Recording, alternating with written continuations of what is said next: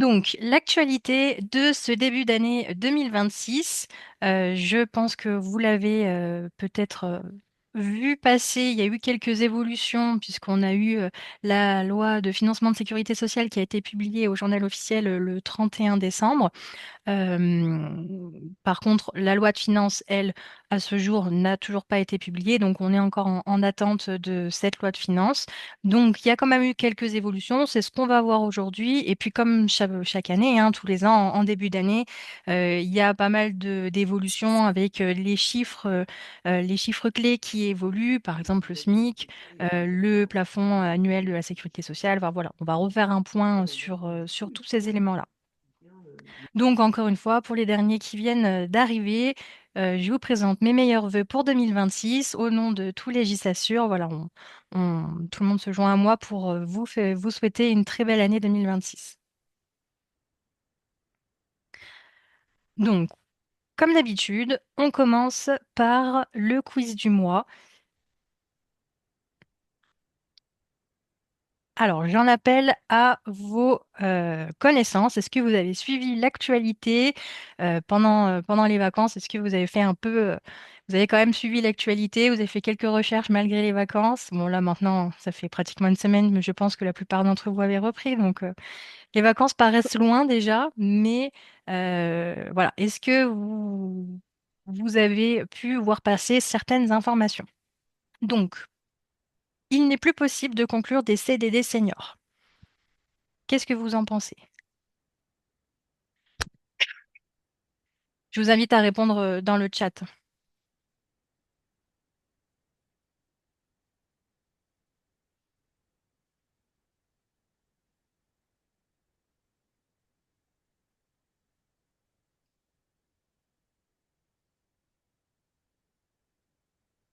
Alors c'est mitigé. J'ai du vrai, j'ai du faux.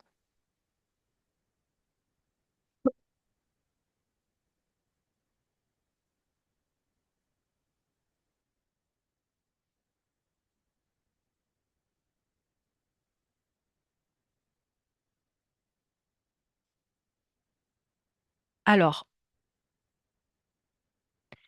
c'est vrai, depuis le 29 décembre dernier, il n'est plus possible de conclure des CDD seniors.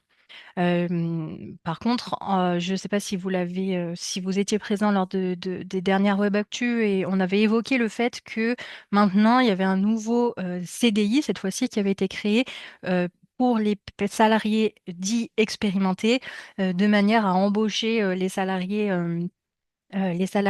expérimentés, mais en permettant d'avoir un mode de rupture plus simplifié. Donc, dans ce cadre-là, le CDD senior, lui, n'a pas été reconduit. Le Code du travail ne fixe pas de température minimale en dessous de laquelle les salariés ne peuvent travailler. Donc ça, c'est quand même une question d'actualité, puisque je pense que beaucoup de personnes en France ont vu la neige pendant ces derniers jours.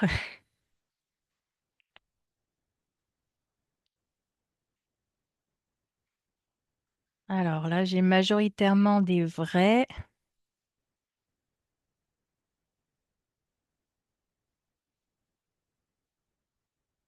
Quelques faux.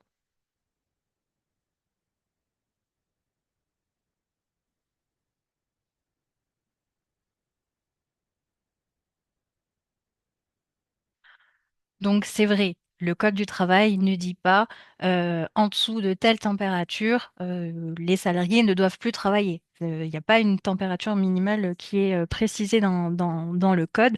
Par contre, ce qui est précisé, c'est que bah, déjà, en tant qu'employeur, vous avez une obligation de sécurité pour vos salariés.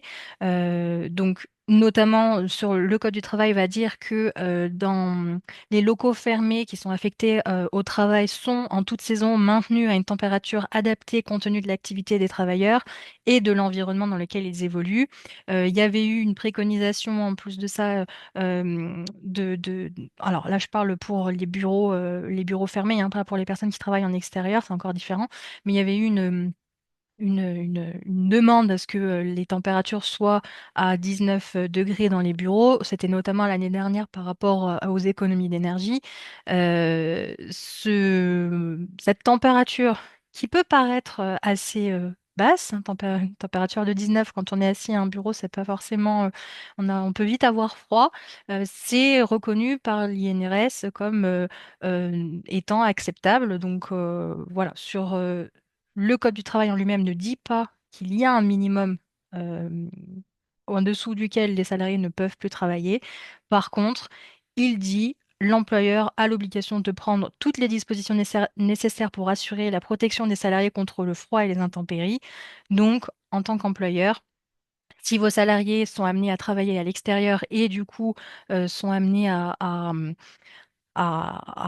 être en contact avec le froid, vous devez tout mettre en œuvre pour les protéger face au froid et aux intempéries.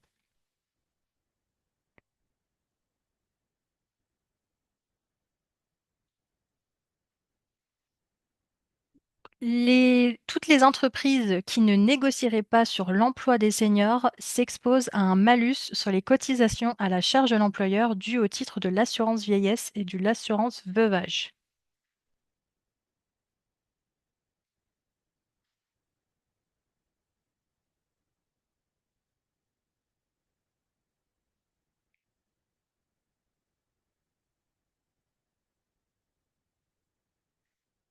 Alors pour l'instant, j'ai que des faux.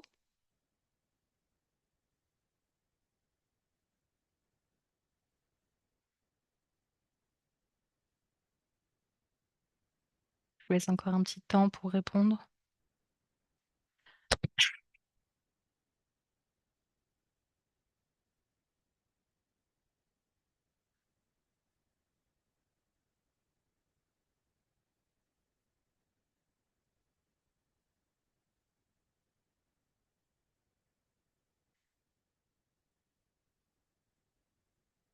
Donc, c'est faux. En effet, seules les entreprises de plus de 300 salariés ont une obligation de négociation sur l'emploi des seniors. Les entreprises de moins de 300 salariés n'ont pas cette obligation-là. Donc, en cas de manquement de la part des entreprises de plus de 300 salariés sur cette négociation, seules ces entreprises-là s'exposeront à un malus sur les cotisations à la charge de l'employeur. Donc ça, c'est quelque chose qui découle de la loi de financement de sécurité sociale. Euh, on attend encore des décrets hein, pour l'application, notamment sur la manière dont ça va, est-ce que ça va être automatique, est-ce que ça sera qu'en cas de contrôle. Enfin, voilà, on attend encore des précisions sur ce point-là, mais ça ne concerne que les entreprises de plus de 300 salariés. Les salariés candidats à l'ensemble des élections locales peuvent bénéficier d'un congé électif de 20 jours. Ça va bientôt être d'actualité avec les élections municipales du mois de mars. Donc, à votre avis, est-ce qu'il existe un congé électif?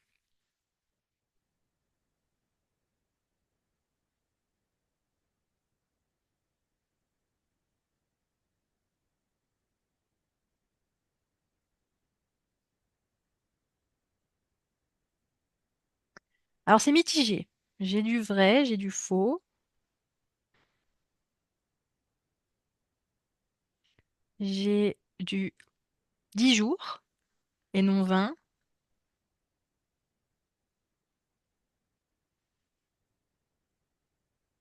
Alors, les salariés peuvent en effet bénéficier d'un congé électif qui est passé à 20 jours. Il y a une loi qui a été publiée au journal officiel fin décembre qui traite spécifiquement du mandat local, enfin, du cumul entre le mandat local et le statut de salarié et qui est venu apporter des précisions supplémentaires et notamment qui est venu, alors il y avait en effet avant ce congé était de 10 jours pour certains mandats et de 20 jours pour d'autres mandats. Là, la loi est venue harmoniser et maintenant c'est 20 jours pour tout le monde. Donc on sera sur un congé en effet qui sera non rémunéré, hein. Je vois que quelqu'un a mentionné ça dans le chat. Donc ce sera un congé qui sera non rémunéré, mais le salarié peut bénéficier du coup d'un congé électif de 20 jours. Donc voilà, potentiellement, si vous avez des salariés salariés qui aujourd'hui sont maires dans vos sociétés et qui envisagent de se présenter à nouveau, bah, vous allez potentiellement être concerné dans les prochains mois. Les heures supplémentaires doivent être rémunérées seulement si elles sont à la demande expresse de l'employeur.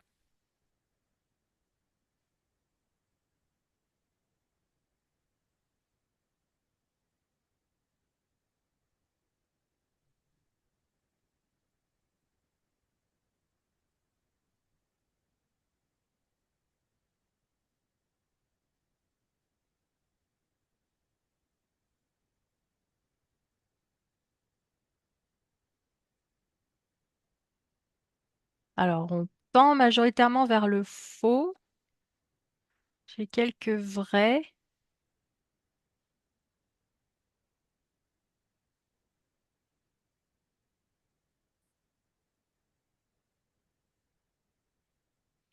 C'est faux. Les heures supplémentaires doivent être rémunérées, non seulement si elles sont à la demande de l'employeur, mais aussi si l'activité du salarié était telle qu'il ne pouvait pas faire autrement que d'effectuer des heures supplémentaires.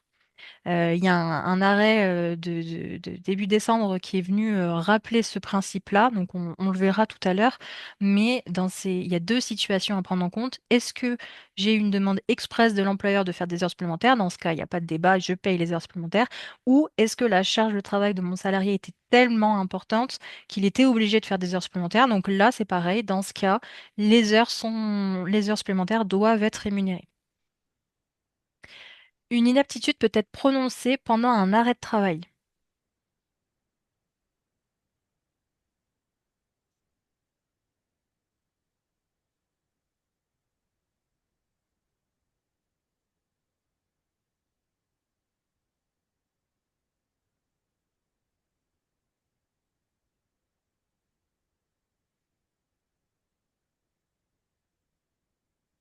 Bon, là, c'est mitigé.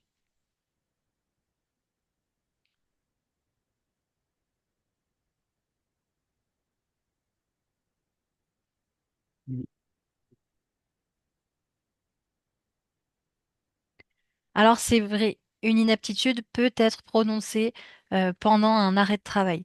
On avait, on a eu un arrêt de la Cour de cassation en fin d'année 2025 qui est venu nous le préciser.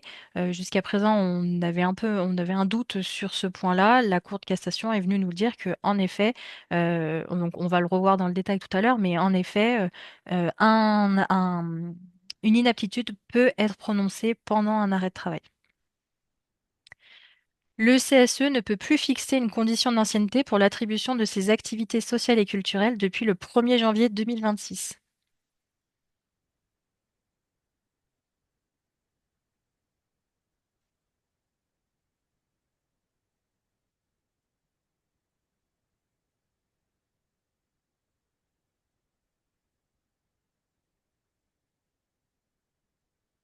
Alors là, c'est unanime, tout le monde répond vrai.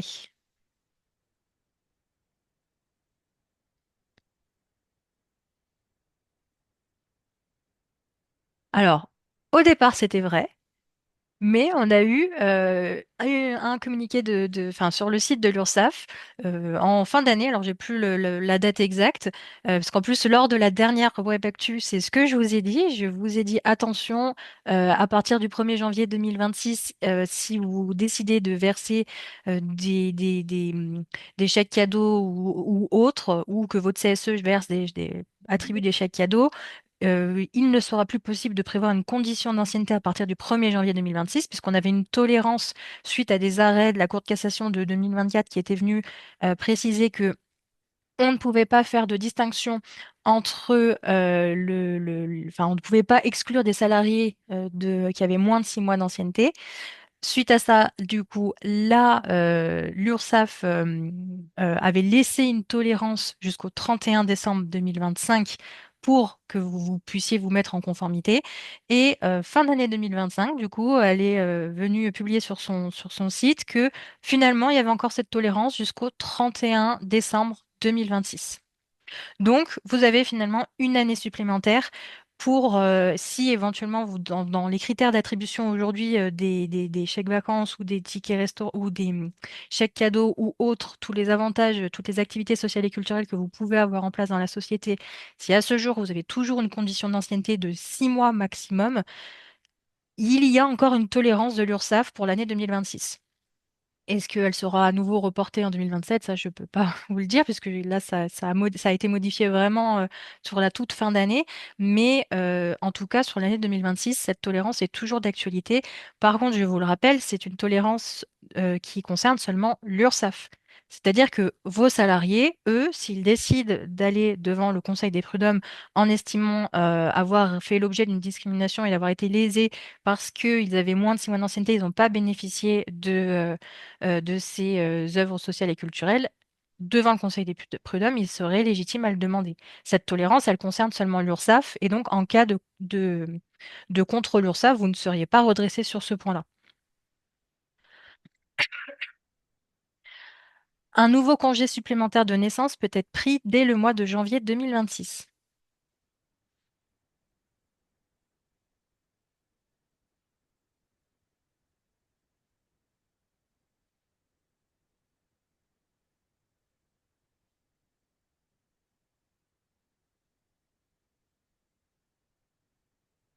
Alors, je vois qu'il y en a qui me parlent du mois de juillet.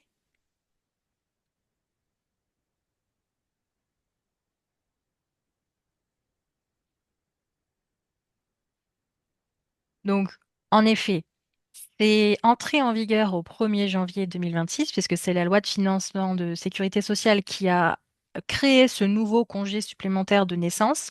Néanmoins, on a eu un communiqué du ministère du Travail qui est venu nous préciser que initialement, on était sur une entrée en vigueur qui avait été demandée au 1er juillet 2027 afin de permettre justement la mise en œuvre de ce nouveau congé, la création correctement enfin, la création dans les meilleures conditions de ce nouveau congé, notamment pour que les sites internet soient mis à jour, que la Sécu mette à jour ses logiciels pour pouvoir indemniser correctement derrière.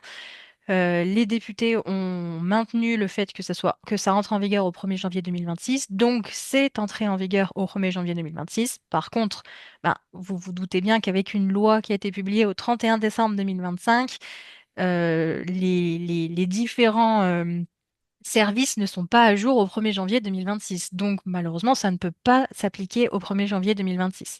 Donc le communiqué de presse qui a été fait par le ministère du Travail précise que il pourra être pris à partir du 1er juillet 2026 et ça va concerner tous les parents dont l'enfant est né ou était prévu de naître à partir du 1er janvier 2026. Et donc, il y aura une tolérance qui sera laissée, il y aura un délai supplémentaire qui sera laissé à ces parents-là pour pouvoir prendre ce congé jusqu'à la fin de l'année. Donc, il est entré en vigueur, mais à ce jour, il ne s'applique pas encore. Il est possible d'embaucher un apprenti le 2 janvier 2026 et de bénéficier de l'aide exceptionnelle si les conditions sont remplies.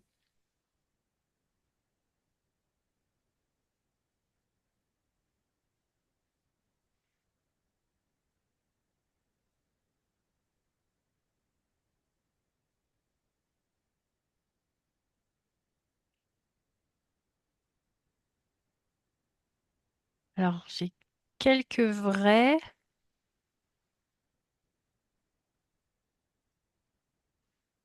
J'ai pas beaucoup de réponses. J'ai- vous l'avez pas en tête peut-être.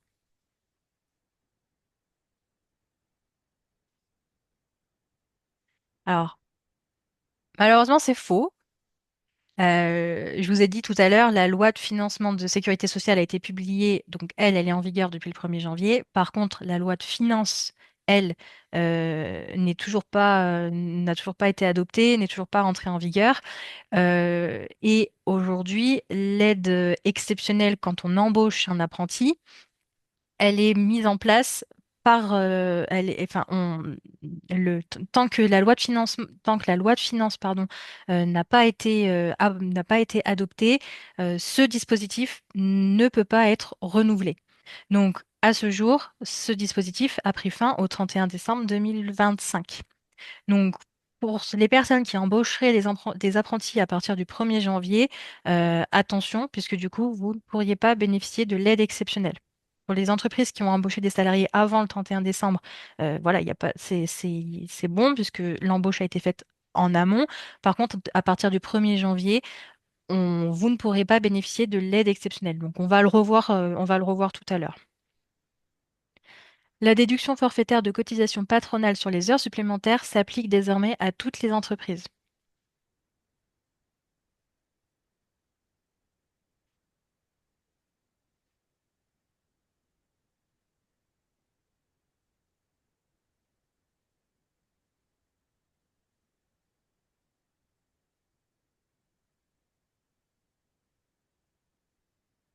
Alors là, j'ai majoritairement du vrai. C'est vrai. Alors, il faut faire des économies, mais on permet une déduction forfaitaire de cotisation sur les heures supplémentaires à davantage d'entreprises. Donc bon, bah écoutez, tant mieux hein, pour les entreprises de plus de 250 salariés qui n'y étaient pas éligibles jusqu'à présent. Ben, c'est une bonne nouvelle. Euh, mais du coup, voilà, à partir du 1er janvier, ça concerne cette déduction forfaitaire de cotisation patronale sur les heures supplémentaires va s'appliquer à toutes les entreprises. Avant, c'était limité aux entreprises de moins de 250. Maintenant, c'est élargi à toutes les entreprises. Alors, justement, sur l'actualité et les évolutions qu'on a pu avoir avec les nouvelles réglementations. Donc, comme je vous le disais déjà concernant la loi de finances. La loi de finances, à ce jour, elle n'a pas encore été votée avant le 31 décembre 2025. Normalement, elle est censée être votée avant. Là, ça n'a pas été le cas. Donc, il y a une loi spéciale qui a été adoptée le 26 décembre 2025, qui a été publiée au journal officiel le 27 décembre. Cette loi, elle permet, en attendant l'adoption de la loi de finances, elle va permettre à l'État, en fait, de percevoir les impôts et de reconduire les prélèvements sur les recettes de l'État.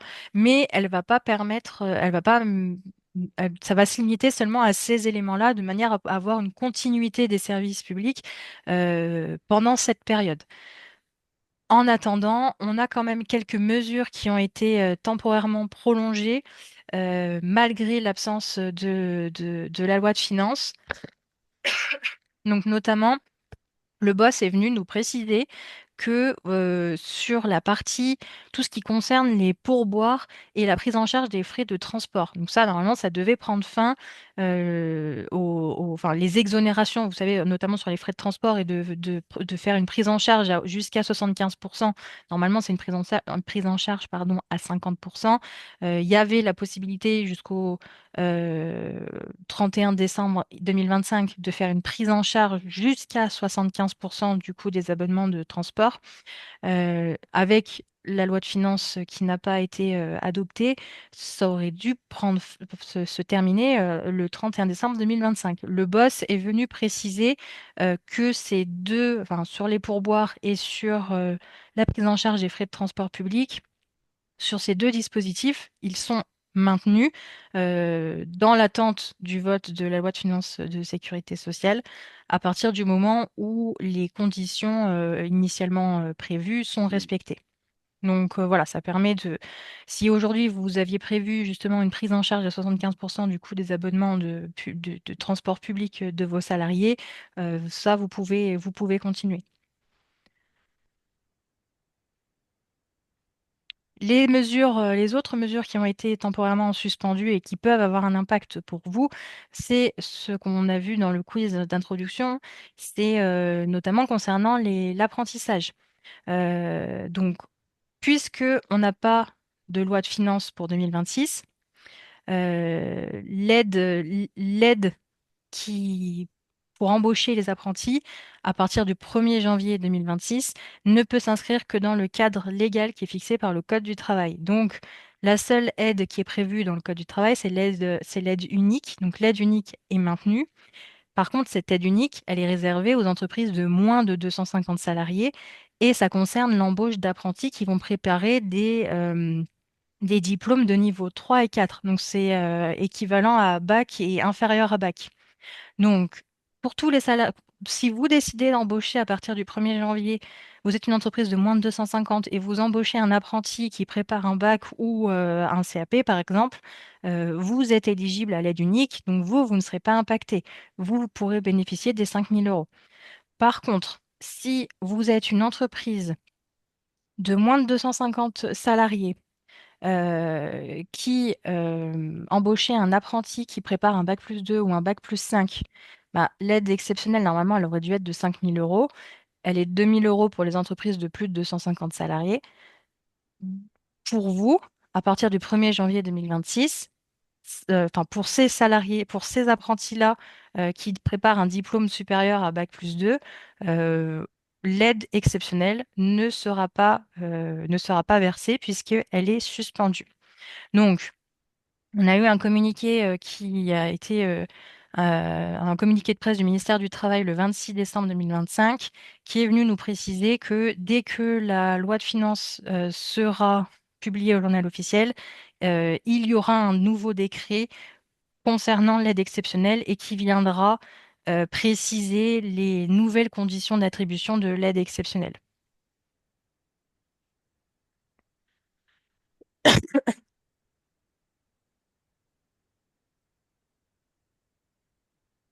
La loi de financement de sécurité sociale, donc elle a été publiée au journal officiel le 31 décembre 2025. Donc elle est venue prévoir plusieurs choses. Donc ça, c'est les principales nouveautés et qui viennent vous, enfin, qui vous concernent directement, hein. Il y a bien évidemment plus de choses, mais ça serait trop long de rentrer dans tout le détail. Donc, la loi de financement de sécurité sociale prévoit, donc ça c'est une assez mauvaise nouvelle, mais bon, on savait depuis un moment que c'était dans les tuyaux, c'est notamment sur la rupture conventionnelle. Pour la rupture conventionnelle, vous savez qu'aujourd'hui, quand vous concluez des ruptures conventionnelles avec vos salariés, l'indemnité de rupture conventionnelle, elle est soumise à une contribution patronale de 30%. Et depuis le 1er janvier 2026, on est passé à 40%. Donc ça veut dire que quand vous concluez une rupture conventionnelle avec vos salariés, ben, il faut avoir en tête que vous allez devoir verser une indemnité de rupture, mais en plus, il faut avoir en tête qu'elle est soumise à une contribution patronale. Et donc là, cette contribution patronale, elle passe à 40%. Donc ça peut potentiellement venir alourdir encore la charge par rapport au montant de la rupture. Donc on se posait la question de à partir de quand est-ce que ça s'applique? Est-ce que c'est les ruptures qui sont signées à partir de maintenant ou est-ce que c'est celles qui arrivent euh, où la fin de contrat intervient maintenant? Donc il n'y a pas de précision particulière. Donc on a une entrée en vigueur qui est d'office. Donc ça veut dire que c'est toutes les ruptures conventionnelles qui prennent effet à partir du 1er janvier qui sont concernées. Donc potentiellement, si vous aviez signé des ruptures conventionnelles fin décembre, elles sont arrivées, la rupture a été homologuée par l'administration là, depuis le 1er janvier ou dans les prochains jours, la contribution se passera à 40%. Donc vérifiez parce que vos logiciels de paye seront peut-être pas forcément à jour. Donc vérifiez bien ce point-là quand vous établirez les payes de vos salariés au moment de la rupture du contrat. On l'a vu dans le quiz d'introduction, il y a un malus sur les cotisations patronales d'assurance vieillesse qui est créé. Donc ça concerne les entreprises d'au moins 300 salariés qui donc normalement ont l'obligation de négocier sur l'emploi des seniors, hein. Ça, on l'avait vu ensemble, c'est sur la loi du 24 octobre 2025 qui est entrée en vigueur au 26 octobre 2025. On l'avait vu ensemble sur notamment les nouvelles obligations en termes de négociation pour l'emploi des seniors. Les entreprises de moins de 300 de plus de 300, pardon, ont une obligation de négociation. Si cela n'est pas fait, donc soit une Waouh, négociation, ça c'est soit à ouf. défaut établir un plan d'action annuel. Donc comme si à défaut ce n'est pas respecté, il y aura un malus sur les cotisations patronales d'assurance vieillesse, pardon. Donc sur ce point-là, il reste encore à déterminer dans quelle forme est-ce que ça va, quelle forme est-ce que ça va prendre. Le malus sera déterminé du coup par décret. Donc là, à ce jour, on n'a pas encore la précision et il sera tenu compte des efforts qui ont été faits par l'entreprise sur la négociation, sur l'emploi, sur le contexte aussi. Potentiellement, vous n'avez pas pu conclure, vous n'avez pas pu mettre des choses en place en raison d'un contexte particulier. Donc voilà, il y aura quand même une prise en compte de ces éléments-là. La loi de financement de sécurité sociale est venue prévoir aussi, donc est venue étendre la déduction forfaitaire de cotisation patronale sur les heures supplémentaires. Donc, comme je vous disais tout à l'heure, maintenant, toutes les entreprises sont concernées. Ça ne concerne plus seulement les entreprises de moins de 250 salariés. Autre particularité qui est prévue par la loi qui est entrée en vigueur au 31, enfin, qui a été publiée au journal officiel au 1er janvier, qui a été publiée au journal officiel au 31 décembre, pardon, euh, elle est venue préciser concernant la réduction générale de cotisation patronale dans les branches où on aurait un salaire minimum qui serait inférieur au SMIC. Dans ce cas-là, la loi prévoit que pour votre réduction générale de cotisation, il faudra vous baser sur le salaire minimum prévu par la Convention et non sur le SMIC. Donc, ça sera forcément moins intéressant puisque vous aurez un salaire minimum qui est prévu dans la Convention qui est plus faible que le SMIC. Donc, forcément, ça a un impact négatif sur votre réduction générale de cotisation. Donc, ça, c'est dans la situation où euh, on aurait une convention collective qui ne serait pas réévaluée et où on aurait un minimum conventionnel pour la partie qui est... on aurait un minimum conventionnel qui est inférieur au SMIC. Alors, il y a la possibilité de déroger à ça à partir du moment où vous concluriez un accord d'entreprise ou une décision unilatérale afin de prévoir des salaires qui seraient supérieurs au SMIC. Dans ce cas-là, vous ne seriez pas impacté et vous n'auriez pas l'obligation de calculer votre réduction générale de cotisation par rapport au minimum conventionnel. Mais ça sous-entendrait voilà, de conclure une décision unilatérale à minima pour relever les salaires de vos salaires, enfin, les salaires minimums afin qu'ils soient supérieurs au SMIC. La loi est venue également, alors bon, ça c'est à titre d'information, c'est pas l'impact vous concerne indirectement, mais sur les arrêts de travail. Alors là, on est quand même en attente d'un décret d'application sur ce point-là, mais je pense que vous l'avez sûrement entendu, il y a le projet de prévoir une limitation de la durée maximale des arrêts de travail. Donc, ça va être fixé, les durées maximales vont être fixées par décret. Euh, pour l'instant, ça pourrait être un mois pour la première prescription. Ça voudrait dire que le médecin ne pourrait pas prescrire un arrêt de plus d'un mois pour la première fois. Et ensuite, on serait sur 2 mois sur une prolongation.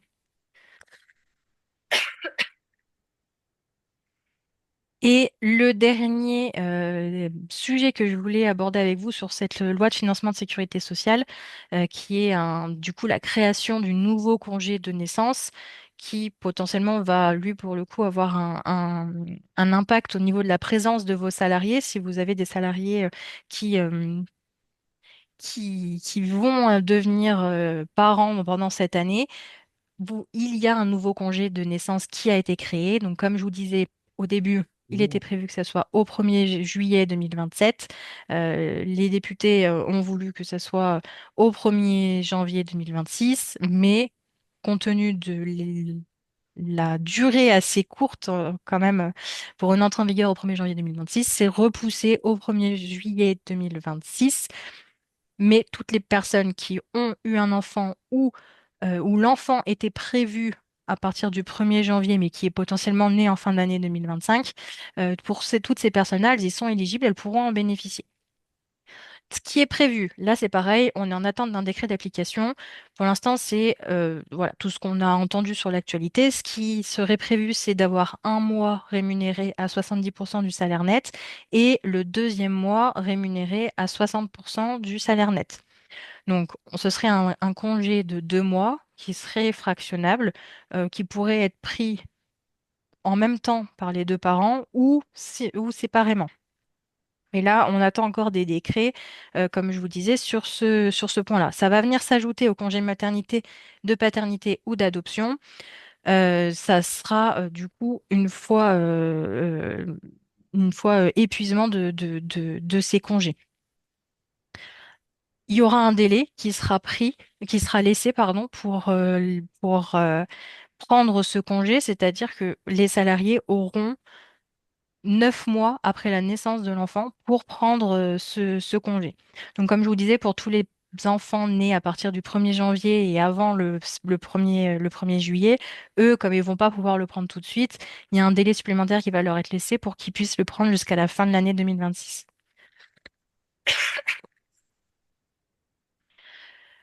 Le décret va aussi nous préciser les délais dans lesquels les salariés devront informer l'employeur, puisque ben, il va bien falloir informer l'employeur quand même pour pas vous laisser au dernier moment sans savoir si le salarié prend le congé ou pas. Ça, on attend encore, du coup, ça sera fixé dans le décret. Donc, dans tous les cas, dès qu'on a plus d'informations sur le sujet, ça fera l'objet, enfin, on en parlera lors de la prochaine Web Actu dès qu'on aura toutes les précisions.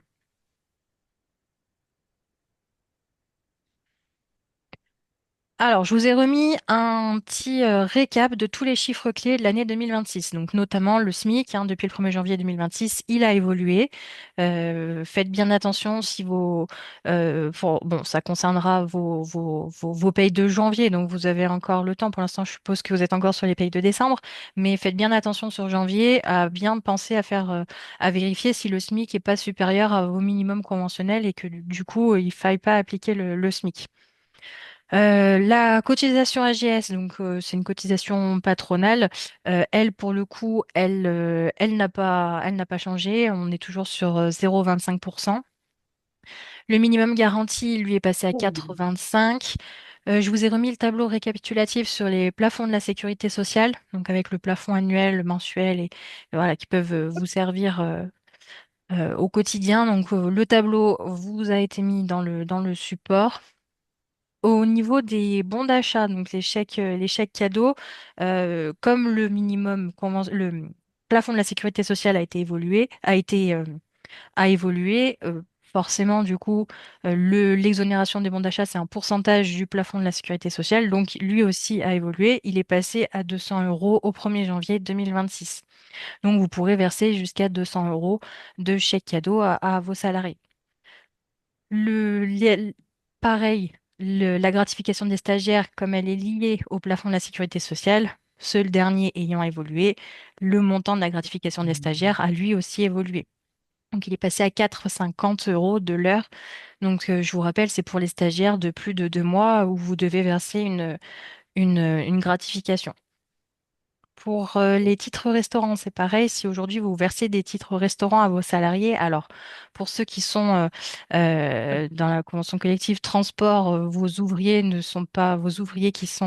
euh, qui sont itinérants ne sont pas concernés puisque vous avez le protocole de 74 avec les frais professionnels. Mais pour vos salariés sédentaires, potentiellement, à qui vous versez des titres restaurants, sachez que la participation de l'employeur maintenant est relevée à 7,32 €. Vous avez la possibilité de monter jusqu'à 7,32 €. La cotisation vieillesse déplafonnée a évolué, les majorations forfaitaires de taux AT-MP ont évolué également. Donc voilà, vous trouverez tout dans le support et puis comme d'habitude, le support vous sera transmis demain ou début de semaine prochaine.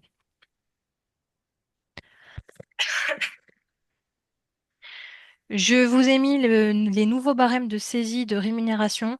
Bon, je ne vais pas vous les lister dans le détail, hein. Du coup, vous les avez tous dans le support. Vous pourrez aller les regarder. Mais du coup, voilà, ça, c'est les nouveaux montants pour l'année 2026. Encore une nouveauté enfin une évolution par rapport à l'information que j'ai pu vous communiquer en fin d'année 2025 sur la réforme des réductions de cotisations patronales. Je vous avais fourni La formule de calcul. Je vous avais mis du coup les taux enfin les valeurs qui correspondent à la formule. Ces derniers ont évolué. Donc, je vous rappelle du coup que la réduction générale de cotisation que vous connaissez aujourd'hui euh, a évolué au 1er janvier 2026. Maintenant, on est sur une réduction générale unique de cotisation patronale. Euh, je vous avais communiqué du coup les valeurs je crois de mémoire, ça devait être en octobre ou en novembre, puisqu'on a eu une modification, on a eu une baisse du montant de la réduction imputable sur les cotisations dues au titre des accidents de travail.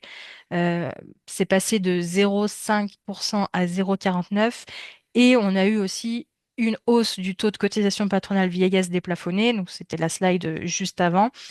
Ces éléments-là ont fait que du coup les valeurs minimales et enfin les valeurs maximales et les valeurs delta ont évolué. Donc, vous les trouverez en rouge, enfin, vous trouverez les nouvelles valeurs en rouge.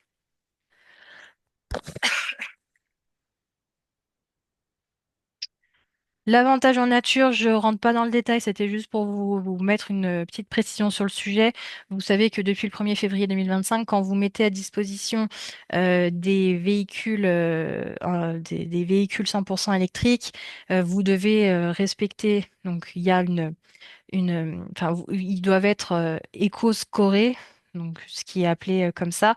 Euh, il y a un arrêté du 14 décembre 2023 qui prévoit, qui mentionne tous les véhicules qui sont concernés et qui rentrent dans dans ce cas particulier là, des véhicules 100% électriques. Cette liste, elle a été mise à jour le 5 décembre 2025. Donc, je vous ai mis le lien de l'arrêté pour que vous puissiez aller voir quels sont les véhicules qui sont concernés si vous avez si vous envisagez de mettre à disposition des véhicules électriques, donc pour vous assurer qu'ils sont bien compatibles et où vous pourriez bien bénéficier de ces avantages-là.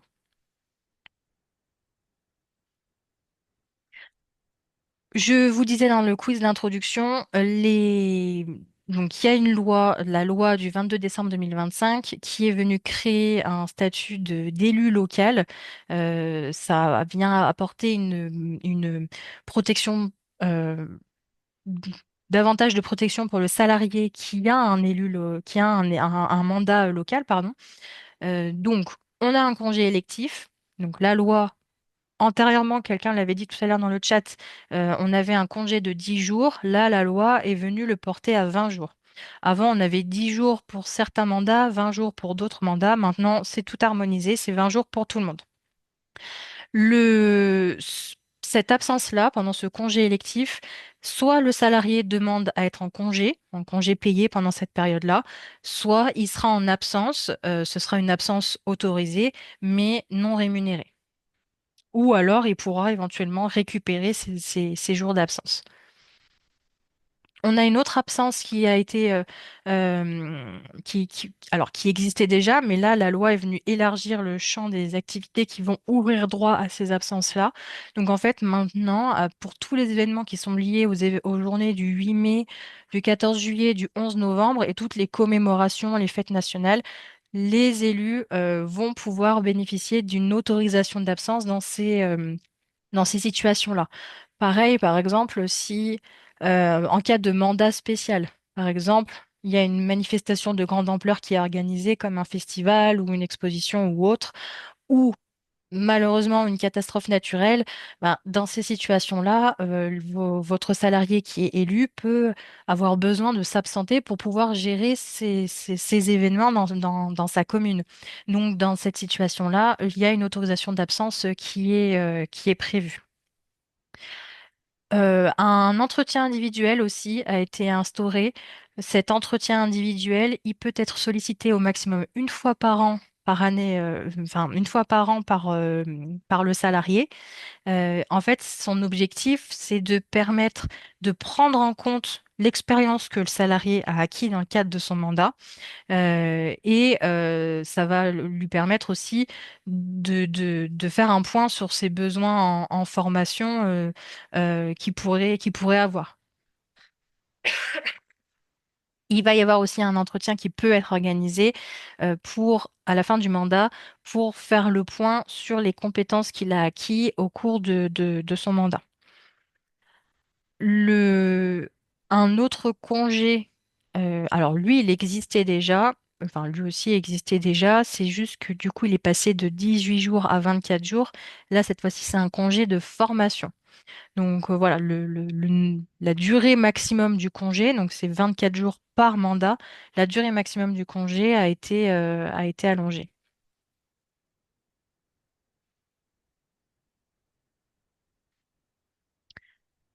Voilà pour l'actualité réglementaire et législative. Alors, on va faire un point sur l'actualité jurisprudentielle, mais brièvement, puisque l'actualité législative était quand même assez riche.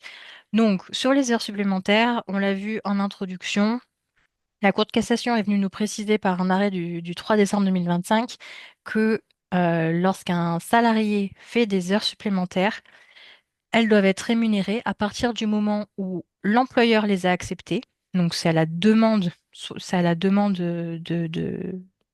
c'est un accord au moins implicite de l'employeur, ou alors elles ont été rendues nécessaires en raison des tâches qui ont été confiées aux salariés. Donc, le salarié a une surcharge d'activité, il dépasse tout le temps ou enfin, régulièrement sa durée du travail initial.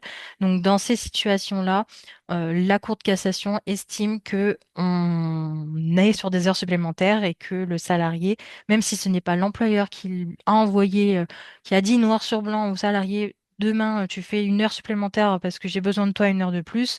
Si la surcharge de travail fait que le salarié est obligé de faire une heure de plus tous les soirs, par exemple, ça pourra être considéré comme une heure supplémentaire. Il faudra, enfin, les juges devront vérifier si on rentre bien dans cette définition-là.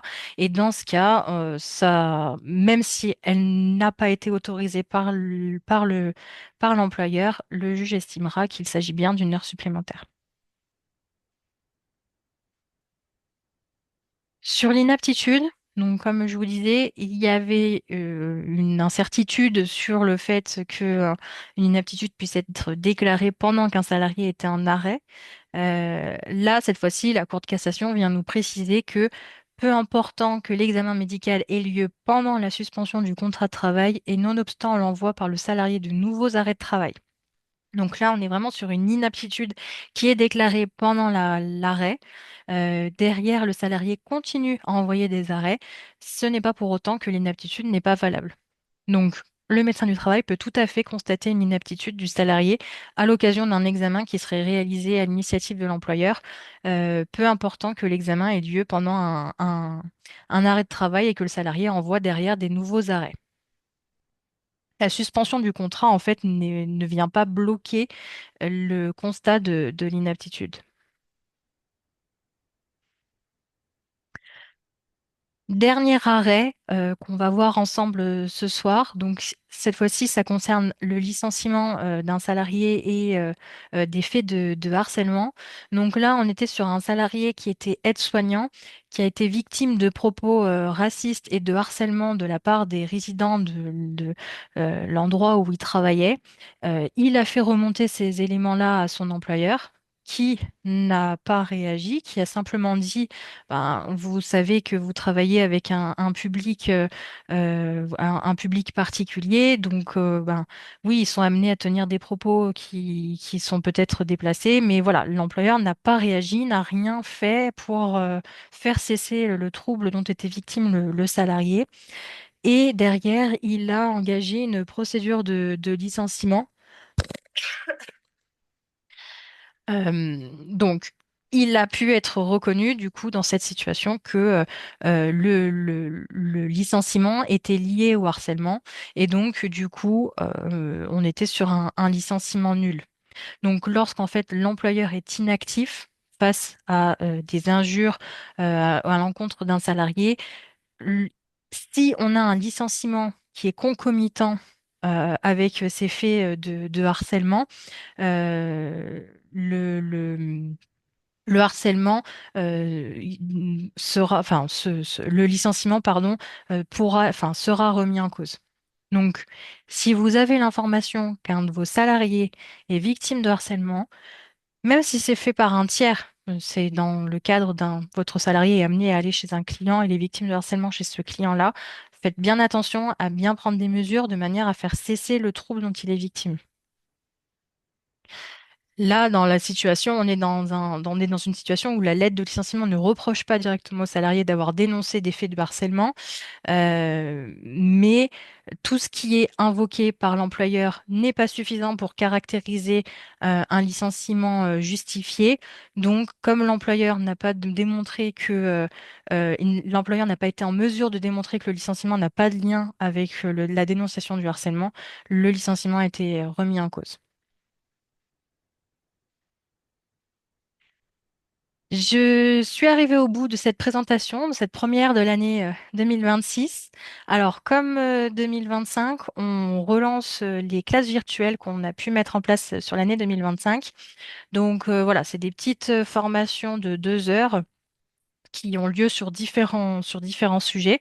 Donc, les prochaines sont à la fin du mois sur, notamment pour les exploitants dans le transport marchandises, bien savoir gérer la durée du travail des salariés pour éviter bah voilà, qu'est-ce que je peux mettre en place pour optimiser la durée du travail de mon salarié et potentiellement essayer de faire un peu des économies. Le référent harcèlement, c'est pareil. Je vous rappelle que dans les entreprises avec un CSE, vos membres du CSE doivent désigner un référent harcèlement et vous, employeur, vous devez assurer la formation de vos référents harcèlement. Donc, on propose cette formation-là. Et puis, voilà, sur le CSE, sur le pouvoir disciplinaire, qu'est-ce que je peux faire, qu'est-ce que je ne peux pas faire, comment sanctionner un salarié, les procédures, les élections du CSE. Si vous avez des élections à venir, ça peut être intéressant de refaire un point au cours de ces formations. Donc voilà, vous avez dû avoir un mail sur ce sujet-là. Si vous êtes intéressé, n'hésitez pas vous pouvez vous inscrire et puis je vous ai mis le lien directement sur le support. Et vous retrouvez aussi la web actu de décembre. Donc elle est sur YouTube. Je vous ai mis le lien directement sur le support.